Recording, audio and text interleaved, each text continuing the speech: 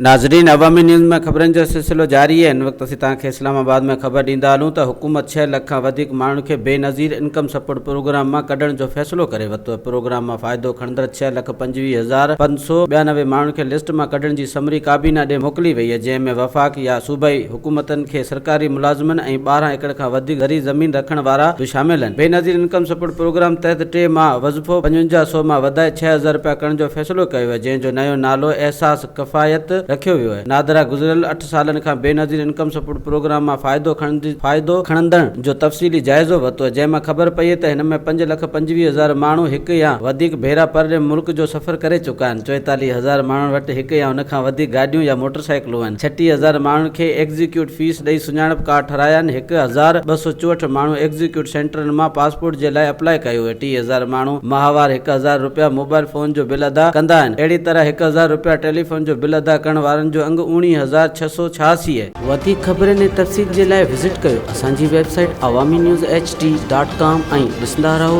Awami news HD।